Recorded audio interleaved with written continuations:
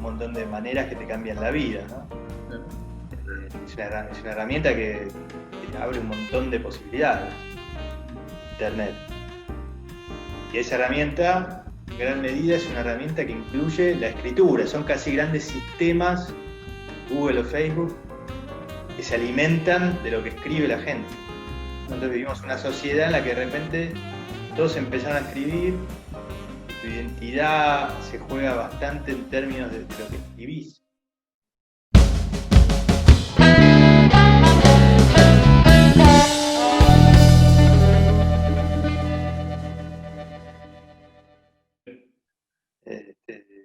Desde hace 30, estamos atravesando un momento de un cambio cultural muy importante que se puede asemejar al momento en que se pasó del manuscrito a la cultura de la imprenta.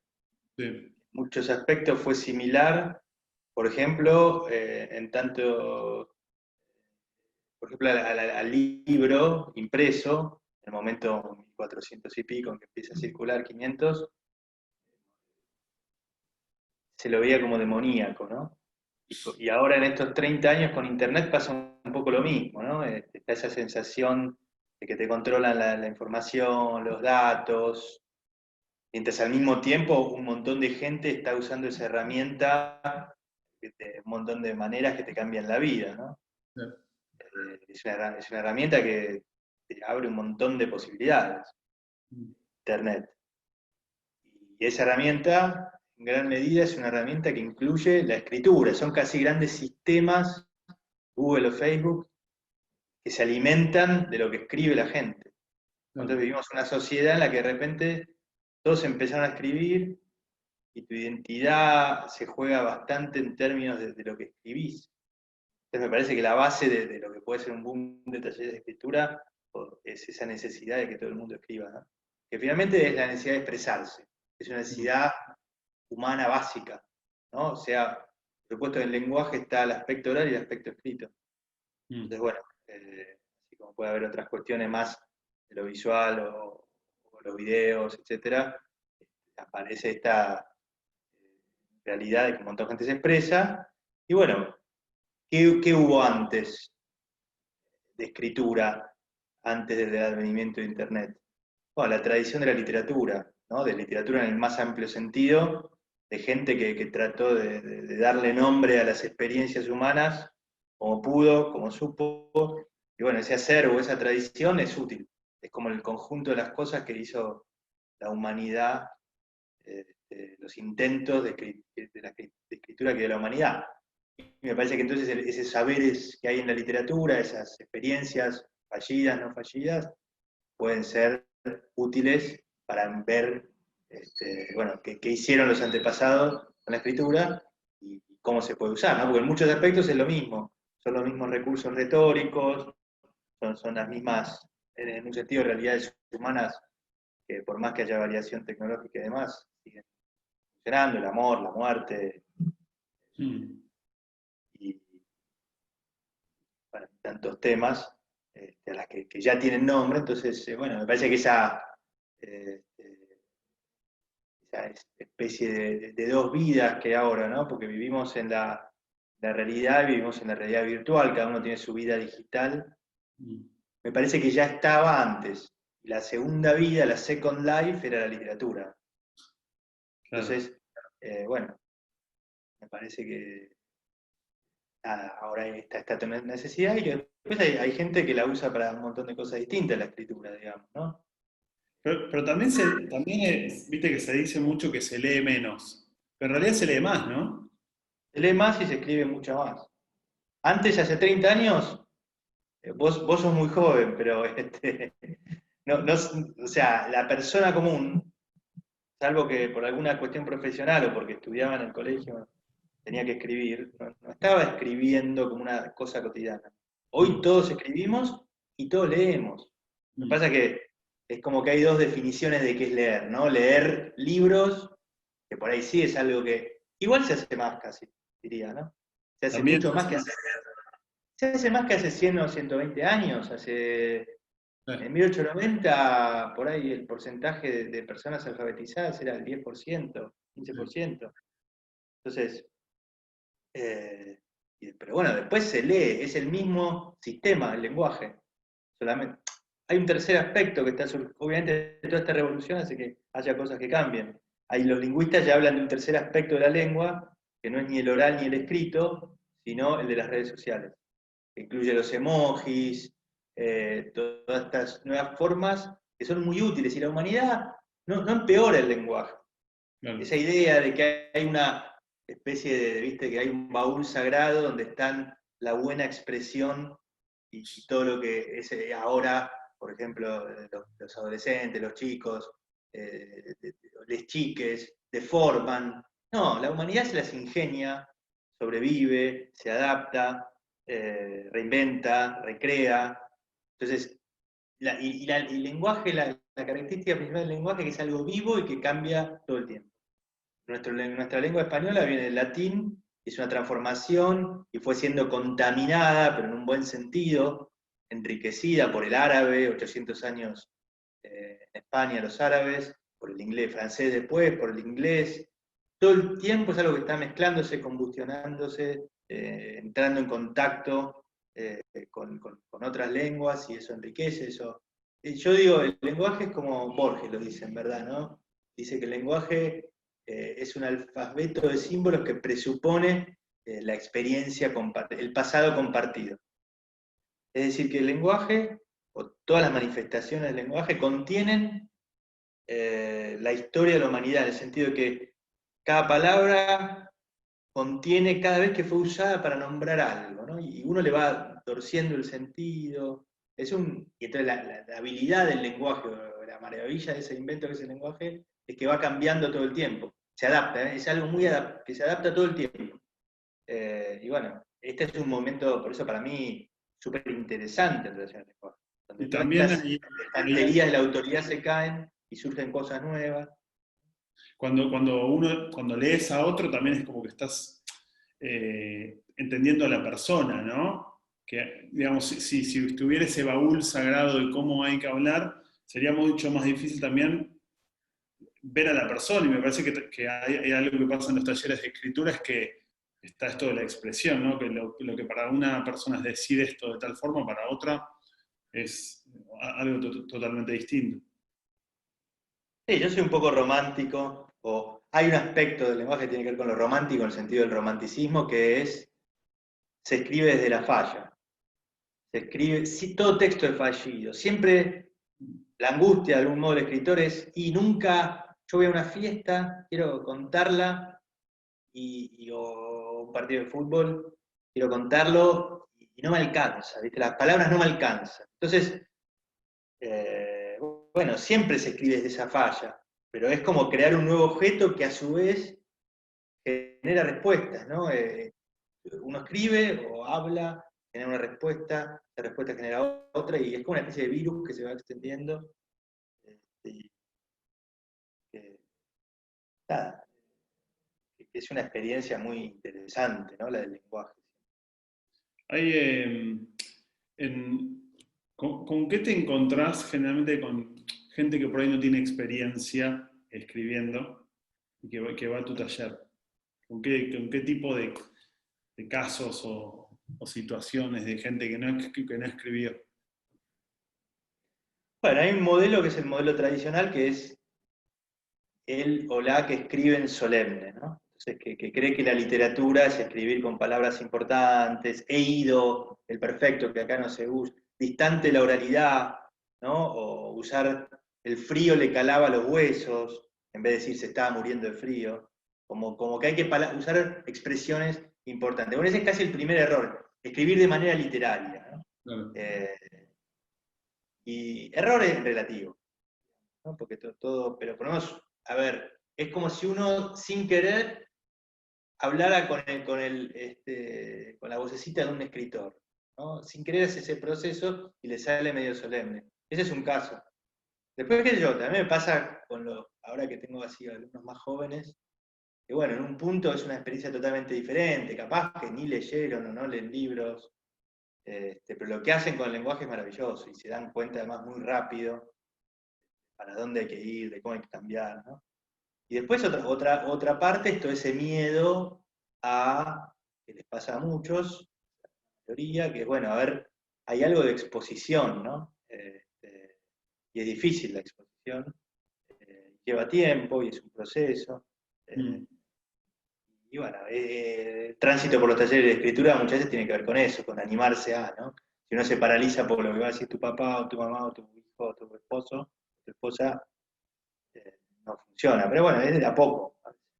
¿Cómo haces para llevar, porque es muy difícil, ¿no? Como ahí tratar con la sensibilidad y también la susceptibilidad de alguien que por ahí está empezando a escribir y guiarlo, pues no es lo mismo que por ahí enseñar, no sé, algo que tiene que ver más con el movimiento, con algo más mecánico, ¿no? Se juegan cosas muy sensibles. Entonces, ¿cómo es tu proceso ahí de guía?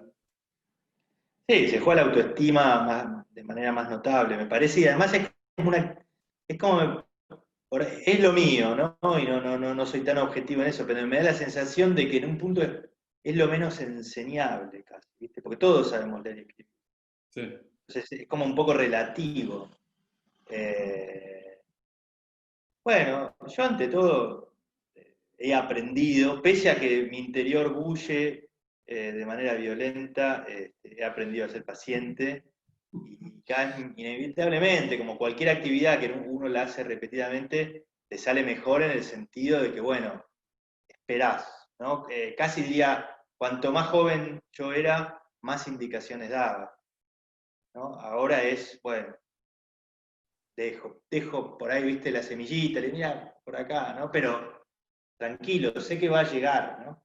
Antes era también mi propia impaciencia de alguien que tampoco se sentía muy habilitado para ser maestro, que bueno, trataba de apurar, y los tiempos de cada uno y las intenciones de cada uno son distintas, porque yo no distingo entre el que escribe como hobby y el que escribe porque quiere ser escritor. Hay gente que no piensa en publicar, pero le sirve ir al taller. Y es más, casi en un punto es más admirable el que lo hace por hobby, porque lo hace sin ninguna intención, ¿viste? De utilidad inmediata. Le sirve Mm. de modo más abstracto, menos concreto, y se recopa mucho. Eh, pero, ¿y cómo es también? Porque le pasa mucho a los talleristas, digamos, los que acompañan, también este miedo a criticar, ¿no? Que es un poco en realidad el miedo a que después te critiquen. Eh, a mí me acuerdo mucho de que, bueno, se parece a tal cosa, o, ¿no? Como esas devoluciones que en realidad como mucho no aportan. ¿Cómo haces para generar un contexto en que haya unas devoluciones que construyan, que destruyan y construyan? Sí, una amiga que vos conocés, Ángeles Salvador, decía que en los talleres hay esta mezcla de competencia y solidaridad, ¿no? O sea, bueno, siempre algo de competencia hay, ¿no? Eh, Creo que cada uno tiene su tiempo, ¿viste? Últimamente estoy muy zen, y también depende de mi día, ¿viste? Si me desperté mejor, le digo claramente por acá, por acá, por acá. A veces, eh, sí, a veces se da esta cosa de equipos, de equipos, digo, de grupos, que son un poco equipos en el fondo lo pienso muy deportivamente y el fútbol me fue muy útil para eso, ¿no? Sí. Eh, que se convierte en una cosa de autoelogio, ¿viste? Me acuerdo de un grupo una vez le dije, bueno, chicas, porque era la mayoría de mujeres, no me paguen más para venir a tomar vino, ¿no? Pero creo que también eh, uno va viendo, se va dando cuenta solo, y cada uno tiene su experiencia, ¿no? Hay muchos que son muy autocríticos. Sí. Es lento el proceso, es un aprendizaje lento como el de cualquier actividad y al mismo tiempo, eh, no sé, se progresa. Cada uno, la medida es en relación con uno mismo, me parece, Sí. ¿no? Digo, la gente progresa no por mí, sino por el contexto, por un sistema que ya te hace escribir, practicar, y bueno, te entras en un universo en el cual avanzás en relación a vos mismo, digamos. Sí. Sí, pasa también que hay épocas, ¿no? A mí me acuerdo una vez que estaba el padre de Guiraldes, que yo llevé un texto y me destruyó, y creo que fue de lo mejor, de las mejores cosas que me pasaron en tu taller. Como esa destrucción, ¿viste? Ah, claro, si yo vine para esto, ¿no? Ujú. como que te lleva a repensarte también, o sea, si este tipo, que es un cualquiera, no lo puede entender, o sea, lo que estoy escribiendo quizá lo tengo que elaborar. Pero también hay épocas en que por ahí necesitas otro tipo, ¿no? de evoluciones. Sí, yo últimamente, como te digo, estoy así, creo que estoy bastante bondadoso, aunque se nota, siempre a mí me dicen, yo no me doy cuenta, pero se nota cuando algo no funciona. Sí, Cuando y no funciona. también, Hay como un ¿eh? silencio, ¿no? Cuando no funciona es como que hay un... Claro, sí, sí, sí, A veces viene como esa crítica, perdón, esa no crítica como, qué lindo, se parece a claro, tal, como no movilizó nada. claro. Eh, sí, lo que pasa es que es tan relativo, ¿viste? Es una búsqueda tan personal y qué es lo que gusta y lo que no gusta, y lo que sirve y lo que no sirve, y por qué un texto te gusta. Siempre es la oscilación, digamos. Es decir, bueno, no, mira, hay textos que son mejores, que están buenos, y otros que no, y después uno cuando va avanzando, como en cualquier área del saber,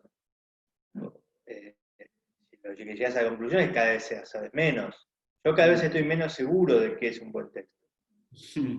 Por supuesto que tengo mis certezas, veo cosas y digo no, pero veo que otros que también trabajan de esto o leen mucho, les parece que ese texto que a mí no me gusta es bueno. Entonces es algo tan arbitrario en un punto. Quizá a diferencia del deporte, no hay una medida. O sea, yo no juego, yo ya me ves acá, yo no juego al tenis como Federer, digamos. Gana 6-0, 6-0. Ya ni necesitas verme jugar. O sea, hay una jerarquía clara. Bueno, el tenis más que en ningún deporte, ¿no? Es como muy medida quién es mejor y peor. Sí. En la literatura o escribir es como, bueno, hay cosas malas que venden, malas entre comillas. A mí me pueden parecer malas y venden, porque tampoco la venta no es la medida. No. ¿Cuál es la medida? Es el territorio confuso de los secretos, de identidad personal, ¿Y de qué las tiene que tener un lecturas. texto para que funcione? ¿Cómo? ¿Qué, qué tiene que tener un texto para que funcione? No para que esté bueno, ¿no? Para que funcione. Sí, de repente justo ayer estaba en un Zoom ahí que había una lectura de Maga, de Maga Echevarne, que ahora conoces. Bueno, viste, como así, claro, era un poema que la rompía, que tenía dos o tres cositas las frases, que ese es uno de los puntos, ¿no? Algo que decís, mirá, esto nadie nunca lo dijo así. Y hay algo que decís, esto esperaba ser escrito. Esta frase para tal experiencia, como, casi esa como cuando vos decís, esto lo quería escribir yo. Ah. O incluso decís, qué fácil, te inspira, te decís, quiero escribir. Mm. ¿Y hay algo de tu oficio como de sacarle capas a la gente? Como que un poco querés buscar la honestidad, ¿no? Del que escribe. O sea, eso me pareció siempre a mí, de que va alguien con algo pretencioso que por ahí está escondiendo y de pronto desliza una cosa en la que vos te das cuenta que tiene que hacer un poco más de hincapié, ¿no? Como tenés esta facilidad para decir, vos tenés que escribir sobre esto. Sí, sí, en general uno la tiene en las narices y no la ve, o mucha gente, y no se anima porque le da vergüenza o porque piensa que si lo dice o si lo publica alguien se va a enojar, o le va a doler, y, o piensa que no es valioso, ¿no? Que es un, qué sé yo, habla de acá de la esquina de Concepción Arenal y Guevara, ¿viste?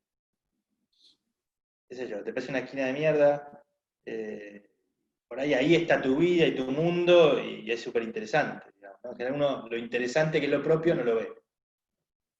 Está en cómo lo cuentes, ¿no? Sí, por supuesto. Sí, pero en eso también soy romántico, creo que es lo propio, ¿viste? No sé si es la cuestión de, a ver, ¿hay un yo o no hay un yo? Hay cosas, uno se puede reinventar de manera permanente y no hay una clave de la identidad que siempre se va jugando. Yo tiendo a pensar que algo hay, ¿no?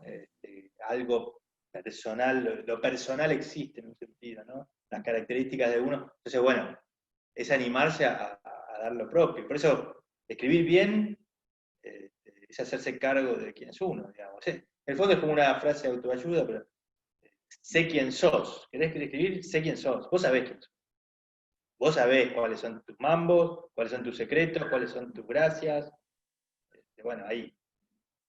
Y es difícil también que los textos de alguien, bueno, por tu taller han pasado algunos medio genios, ¿no? Que podían ya escribir de otras cosas, como componer mundos, sin necesidad por ahí de esta parte inicial, ¿no? De hablar de vos o de contar.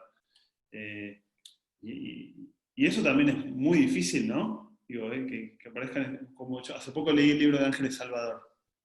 Yo pensaba, ¿cómo carajo pensó esto?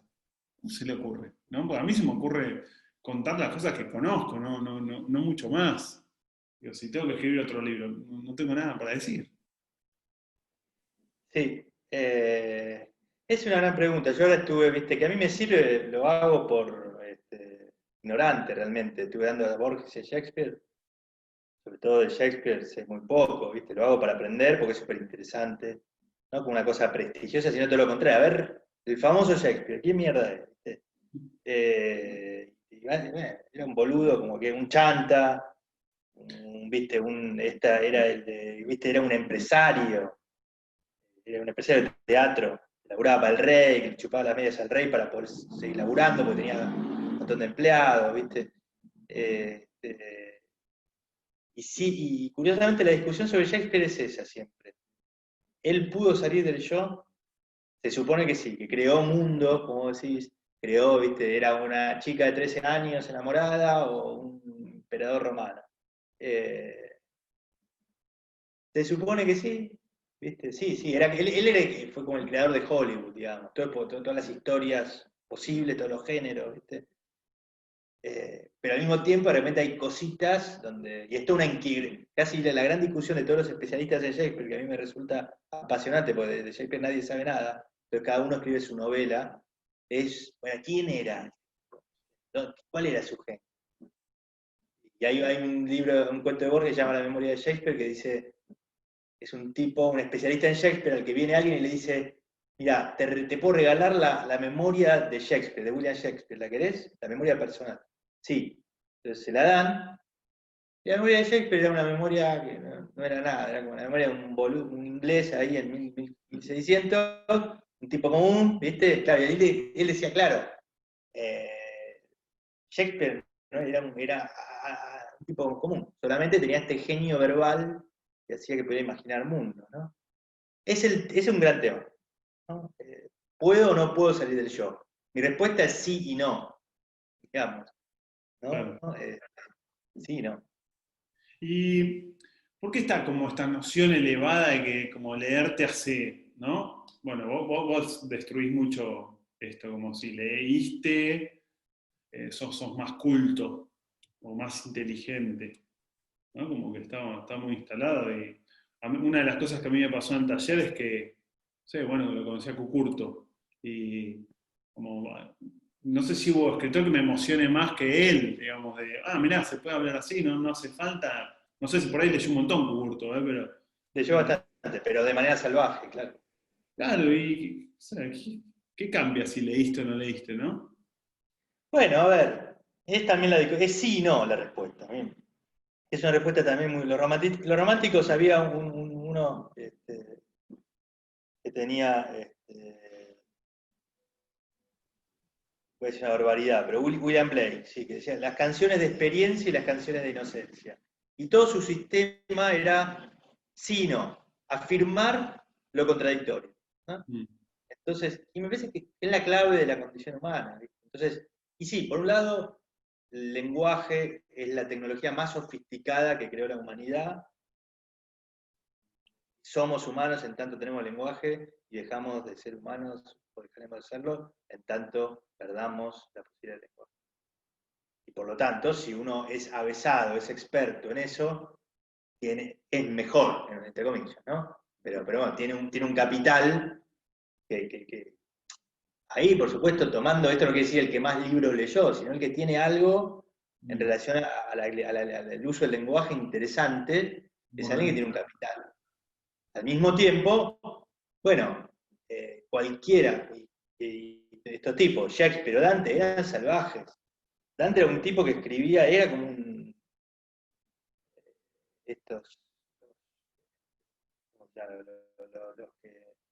Era como un reggaetonero o uno de estos, los que hacen riña de gallos. Escribía en un idioma que no estaba establecido, que era el idioma popular. Se escribía en latín.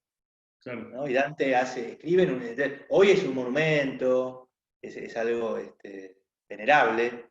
Bueno, Borges lo dice también sobre el Quijote, ¿viste? Cervantes no habría podido creer que el Quijote que lo escribió para cagarse de risa fuera una obra que es objeto de brindis y que la Real Academia Española luce, brilla y da esplendor, ¿viste? No. Entonces, toda gran obra literaria se hace contra la literatura. Así Dante, así Quijote y así Shakespeare. Lo que pasa es que están lejos, parecen monumentos inaccesibles. No, son tipos cagándose de risa, usando palabras comunes mezcladas con palabras elevadas. La fórmula es siempre esa, me parece. La mezcla esa contradictoria. Ahí nombraste el rap o la riña esta de gallos. ¿Te parece interesante? ¿Te gusta? Sí, justo ayer mi hermano Federico, que vive en Estados Unidos y me enseña música, me dijo que está preparando un curso sobre el hip hop. Y dice, música es lo más interesante que apareció en los últimos 40 años. Sí, yo soy medio ignorante, medio bruto en música, me fascina, ¿viste? Soy como muy elemental. A mí me gusta Eminem, ponele, qué sé yo, que Sí. por ahí para algunos debe ser parecer blanquito, pero además, No, pero es un capo, Eminem. sí, para mí es un genio. Para mí es un genio. Esa es la ¿viste? A mí me encantaría que la poesía de nuestra época fuera la poesía que yo escribo, no la que yo escribo, sino aquella de que yo leo, esta poesía escrita. No, la poesía de nuestra época es eso. ¿No? El hip hop que también tiene algo entre elemental y sofisticado, porque lo que hace musicalmente con la sonoridad del idioma inglés es fabuloso. Sí, y en castellano también, ¿no? Ahora acá. ¿No? Sí. Sí, y digo, ¿cuál es la tradición del siglo de oro español? Bueno, estos pibes que están ahí en vivo, en caliente, haciendo eso, ¿no? Haciendo algo vivo. Eh, y en música, por ejemplo, no sé, viste que, por ejemplo, mucha gente dice Sabina es malísimo escribiendo. Yo me pongo a mirar y para mí hace cosas geniales, ¿no? Como rimas internas, que cuando sabes un poco, me acuerdo cuando en su momento nos hacías hacer sonetos. Es re difícil hacer eso, ¿no? Sí. ¿Qué pensás de eso, de Sabina y esa forma de escribir? Sabina no lo cultivé tanto, me gusta una sola canción, pero no porque no lo escuché tanto, pero me gusta una que se llama Resumiendo, ¿no? Que no la entiendo bien, no se entiende si era de una mina, de un amigo, creo que era de un amigo, ¿viste? Y tiene muchos nombres propios, y mezcla alusiones, que eso bueno, Calamaro, que es como medio Sabina, también lo hace mucho. A mí los nombres propios, y también lo hace Dante, y también lo hace Shakespeare. El arte y Borges. El arte del nombre propio, o Dylan, ¿no? El arte del nombre propio, son referencias, ¿no? Siempre uno habla que para mí, en el caso, por ejemplo, de Borges, que a mucha gente le espanta, porque te tira un montón de autores, tipo, viste, es como que al final te está tirando una clave, te habla de Thomas Brown, viste, un tipo de 1600 que no sabes quién es, y vas y es un tipo que vas a la entrada de Wikipedia de Thomas Brown y es igual a Borges. Es un tipo, viste, que todos en un punto tiene como, es como un Borges paralelo, claro, tío, el Borges sin Wikipedia, sin internet, detectó que ese tipo era igual a él, entonces te está tirando un chiste, una pista. Y sí, la música, desconozco también el arte de hacer canciones, supongo que es distinto que el de la poesía. Me parece que la poesía requiere más sofisticación justamente porque no tiene el acompañamiento de la música. Pero también, yo como que digo, arte la música, la pintura, la Bueno, claro. literatura. La literatura, qué sé yo.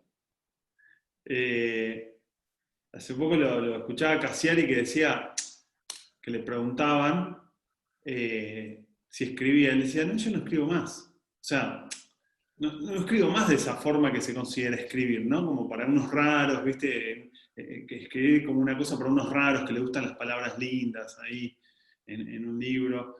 Y justamente le dice, escribo todo el tiempo, pero ahora está con el tema de la narración oral. Eh, Mm. es como también una nueva forma, ¿no? Como que que está creciendo un montón. Sí. Yo soy por inseguro, no salgo ni voy a salir de eso, aunque bueno, este año aprendí a hacer un podcast, me llamaron ahí de un lugar para hacer el podcast de Borges, fue toda una experiencia, pero tampoco he hecho radio, estuvo bueno. Sí, sí. Evidentemente, tenemos tantas herramientas a nuestra disposición. Por eso es una época también interesante, donde se mezcla todas las artes de manera eh, muy, muy desprejuiciada, ¿no? Sí. Pero también a mí me gusta mucho escuchar a otros narrar, ¿viste? Hasta me gusta más que leer últimamente. Sí, a mí me gusta, por ejemplo, hay un chico Mariano Blatt y otro que se llama Talata Rodríguez que hacen como videopoemas, la palabra es fea, pero está bueno, es como si fuera un videoclip, pero de un poema, y son divinos, Sí, que armarlos es otra cosa. ese, un poco volver al origen del lenguaje, ¿no? Que imagino era uno que se iba, le pasó algo, no sé, en un viaje y volvía y le contaba a todos, que siempre es lo mismo, ¿no? Y como siempre es Generalmente el que es el que tenía una gamba menos. el que contaba. Claro, viste, hoy no se lo vería así, ¿no? Pero perdían una pierna en la guerra, esto es posta, los griegos, ¿no? Y se quedaba sin laburo, porque no podía ir a la guerra ni servía para la agricultura, entonces lo dejaban, si no se las rebuscaba, se quedaba ahí tirado, ¿viste? No tenía más laburo. Y, y ese era el que cantaba o contaba, ¿no? Eso, era inútil, la poesía viene de ahí, de la inutilidad, ¿viste? Entre comillas. Hoy no se lo vería así, sería que tiene una capacidad diferente, pero era el inútil, ¿entendés? El poeta es el inútil, el que tiene que entretener desesperadamente, porque si no lo dejan ahí tirado, ¿viste? Pero bueno, bueno, esa por ahí mirada, pero también hay algo de la narración o de la literatura de que es para comprenderte, ¿no? Y escuchando a otros que siempre te lleva a vos mismo. Sí, sí, sí, sí, por eso es lo que vos decías antes. Y si te hace mejor o no te hace mejor leer, o para qué te sirve. Este, bueno, hay toda una tradición también muy larga. eh, Uno de tus autores preferidos, Foucault, Michel Foucault, la tienen en Tecnologías del Yo, que hizo un libro que te llama pretencioso, pero es buenísimo, porque te dice cuándo y por qué al ser humano se le ocurrió contar sus intimidades, ponerlas por escrito. Y empieza con Sócrates, que hay un tipo que viene y le dice que quiero ser mejor ciudadano, ¿qué hago? Y Sócrates lo somete a todo un examen y le dice, me tenés que, pues ahí estaba la idea de que si vos sos virtuoso como en persona, sos mejor político, mejor ciudadano. Entonces contame todo. Y ahí viene después, los romanos hacían lo mismo, escribieron un diario para mejorar. Como esta cosa que muchos lo hacemos, ¿viste? A ver, este, todos los días registrar por escrito para mejorar. Y después de ahí viene las primeras confesiones católicas que tenían que ver con dos cosas. Una, con expiar el pecado, y lo decían el pecado, pero pecado visto por ahí en esa época no como un castigo, sino bueno, mi falla la digo delante de todos. y eso de algún modo la conjura, al ponerla, al compartirla, bueno, se va, se diluye. Es una idea, es como un taller literario. Sí. Y después la confesión cristiana, que hoy es vista como algo fuera de moda, pero que en el fondo la sesión de terapia es similar. Es un tipo que tiene autoridad con otro u otra que va a consultar, ¿no? Y le decís tus intimidades y el poder decirlas te ayuda. Bueno, esto todo, contar la intimidad, es una tradición que es humano, es necesario, para algunos es más necesario, para otros menos, pero siempre para todos un poco lo es, ¿no? Expresarse. Poner por escrito lo que te pasa. ¿Qué cambio viste? Bueno, yo vi varios cambios en tus talleres, ¿no? Que alguno que entra, viste, un nerd que entra, hasta su forma de vestir después cambió, ¿no? Pero que con un taller de escritura hay un cambio tan grande de personalidad. Como qué ejemplo, sin no hace falta que digas quién, pero ¿cuál así pensás que por la escritura, por un taller de escritura, le pasó ese cambio tan potente? No, lo que vi, siempre, bueno, yo dar el ejemplo de una chica que se llama Julia Moret, que es una contadora que vino y me acuerdo, yo hacía una entrevista antes y me dijo, mi sueño es tener una librería. Y laburaba en una empresa, y labura en una empresa. Y mientras, bueno, empezó a venir a mi taller, y lo que digo es que no es la persona que yo hubiera dicho, qué talento al principio. Pero bueno, sí, mientras venía al taller, su hijo empezó a enterarse de que su hijo tenía síndrome de Asperger, empezó a contarlo todo y a laburar, leía, incorporaba, ¿viste? Y bueno, escribió un libro hermoso sobre esa experiencia de una madre cuyo hijo le diagnostican Asperger, publicó un libro que le fue muy bien. Y bueno, es más una transformación interna, digamos, porque no sé si cambió la forma de vestir, que muchos les pasa también, cosas más externas, pero sentí que ahí ella, como te digo, por ahí hay otras personas que más agache, van a que se antes, desde el primer texto todos decíamos wow. Y Julia hoy vos decís wow. ¿Viste? Entonces como fueron dos modos, ¿no? El que vos decís, esta tiene talento claramente, otros que descubren su talento ahí, y que no, se lo descubren los demás, ¿no? Y que es excepcional también.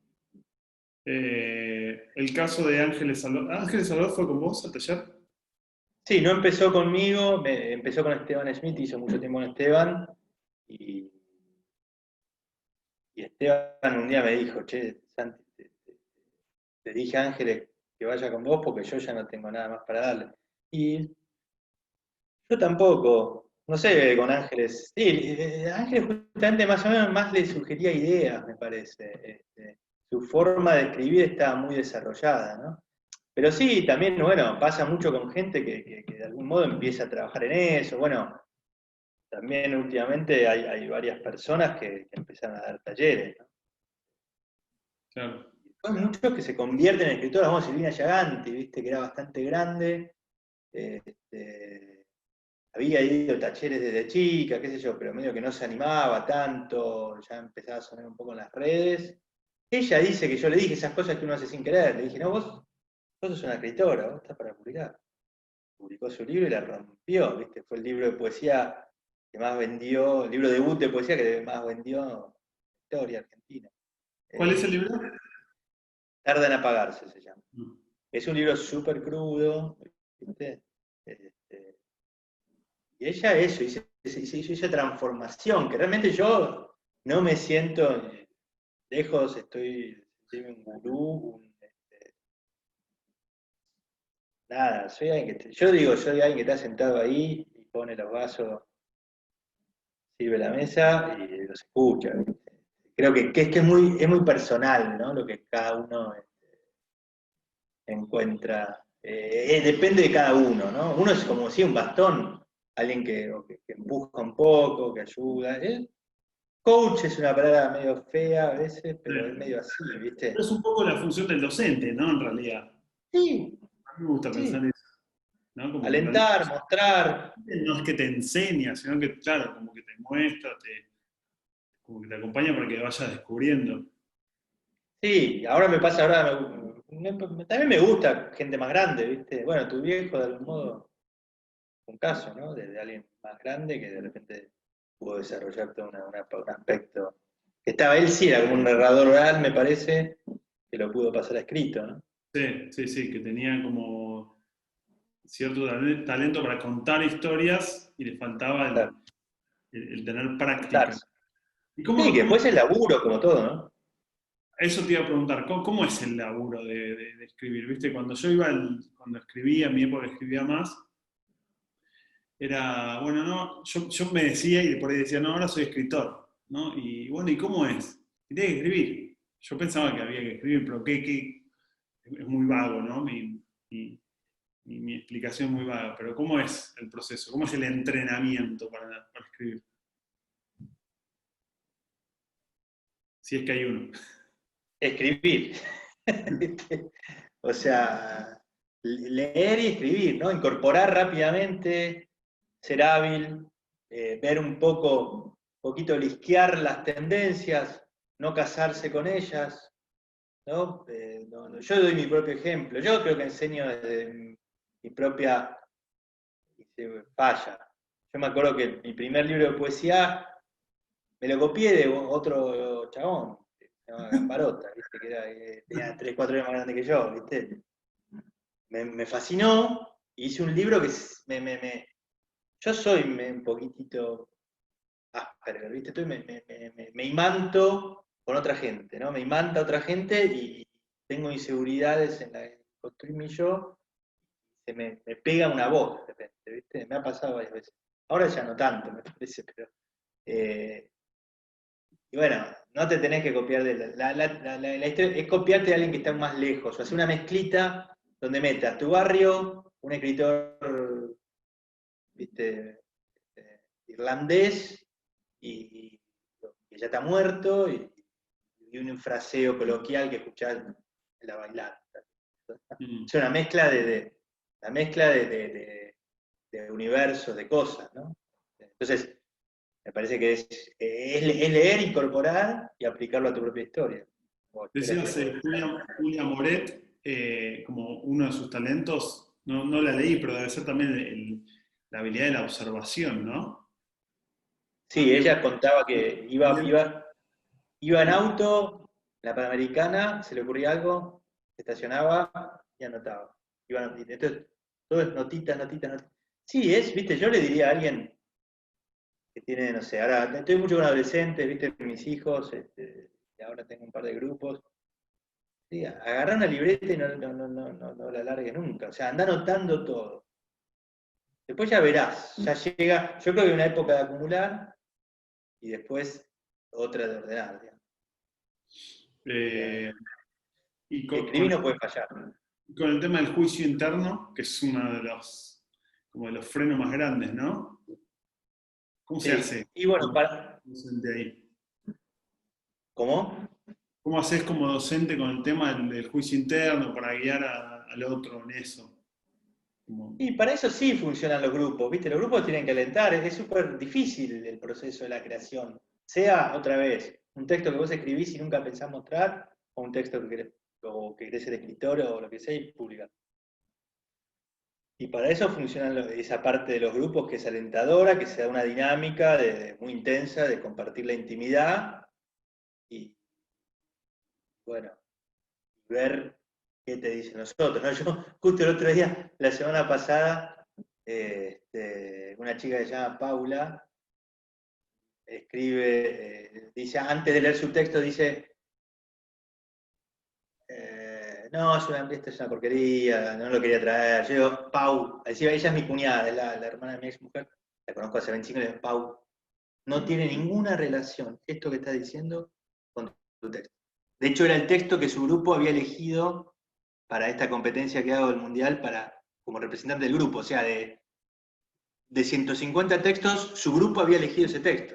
Y ella seguía diciendo, no, esto no. Lo gracioso fue que al día siguiente otra chica llamada Paula también hizo lo mismo, y el sábado otra chica llamada Paula, dije, hay algo con las Paulas, ¿no? Que no sé, fueron 3 días seguidos de Paulas, pero sí, la queja se llama, en el fondo es una estrategia retórica. Yo me identifico, yo soy un inseguro radical, ¿viste? Y eso sigue siendo así en lo profundo, soy muy inseguro, por eso conozco eso, esa experiencia.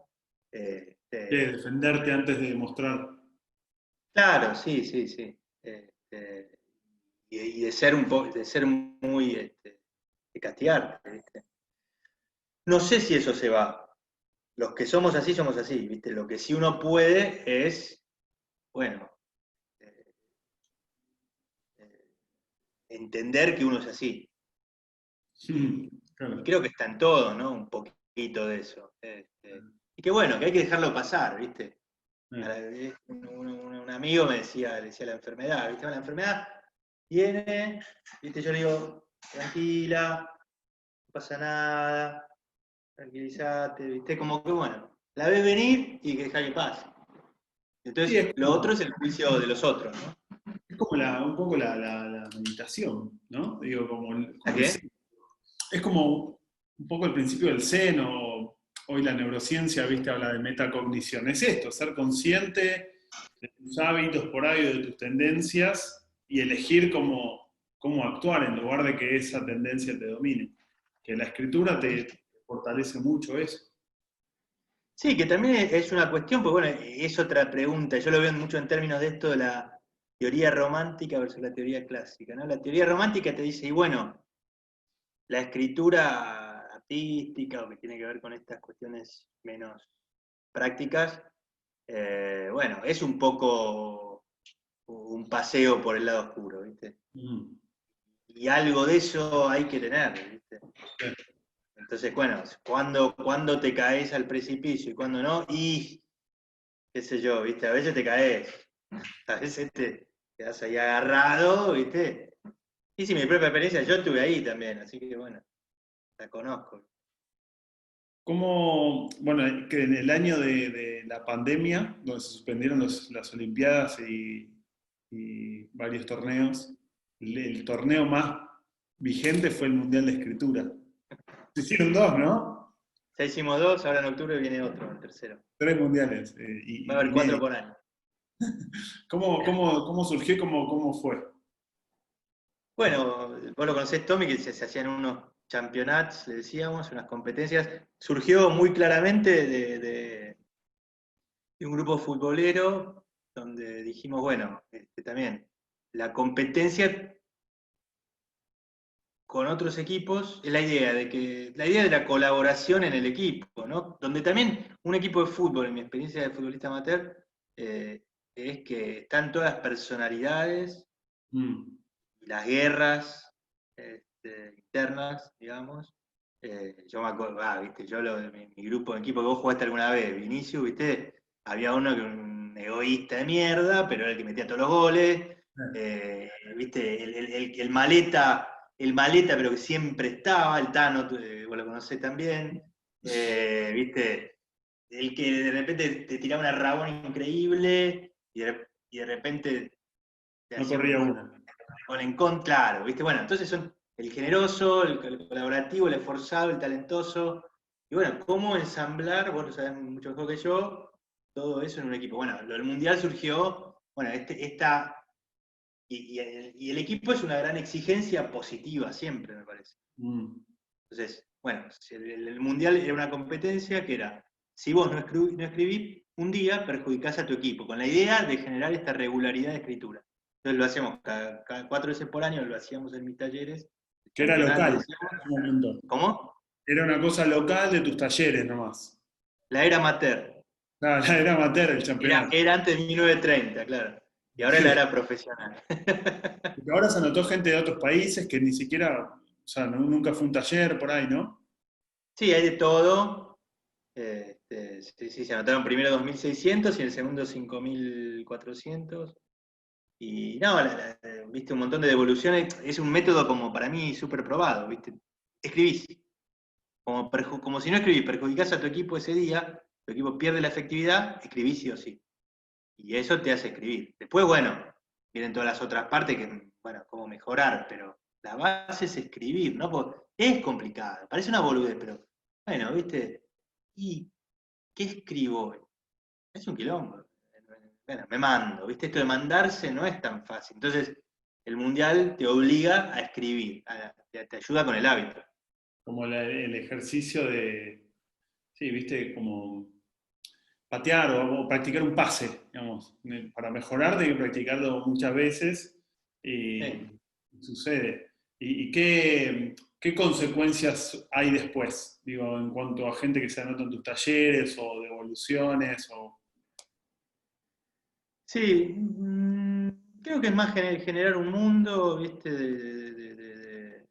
Como acercarle a un montón de gente que no tiene idea a todo este mundo de los talleres. Eh, es como un experimento también, ¿no? Como así de literario, de gran volumen, de mucha gente escribiendo. Sí, lo pienso a futuro como una especie de plataforma en la que gente se conozca, gente escriba, ayudar a un montón de gente a destrabar ese bloqueo de escritor o el miedo a la página en blanco, ¿no? Muy bueno. ¿Cómo llegó a pasar que Nick Hornby participe del Mundial? Pues estuvo como jurado, ¿no? Estuvo como uno de una consigna, Ah, porque ¿cómo? ahora cada escritor cada día da una consigna y vos tenés que seguirla. Y bueno, eso fue por una amiga en común. Yo tengo, bueno, yo escribí un libro que es como una imitación de un libro de Nick Hornby que se llama Fever Pitch, Fiebre en las Gradas, que es, él cuenta todos los partidos de la selección inglesa y del Arsenal que fue a ver. Y una amiga mía que vive en Inglaterra, que es la madre de uno de los mejores amigos de León, que pasó recién atrás de la cámara, mi hijo, bueno, vivieron un tiempo acá, así que se hicieron muy amigos, León y Sebas iba a la cancha con Nick Hornby a ver al Arsenal. Ah, Así sí. que, sí, así que le tiramos ahí la onda. ¿Viste? Es como decir, Nick Hornby, como decir, es como pedirle algo a Messi, no sé si a Messi, pero a un jugador de primera de Europa, ¿viste? Como decirle, che, y bueno, sí, se copó. Sí, Es más, no iba, una película de un libro de él, ¿no? sí, hay varias, bueno, la más conocida es, eh, ay, ¿cómo Alta se llama? fidelidad. Alta Fidelidad. Sí, sí, ahora salió una serie también. Claro. Che, y para cerrar y hacerte un poco de publicidad de tus talleres, ¿qué tiene que esperar la gente para cuando va a un taller tuyo? ¿Con qué se encuentra? Eh, Y generalmente que los planes que tienen se van a ver eh, modificados. ¿No? Es como que, viste, te voy a hinchar un poquito para que vayas en contra de la que vos pensás que es. O te tiene que doler un poquito, me parece. ¿No? Tenés que atravesar un procesito que no es tan fácil.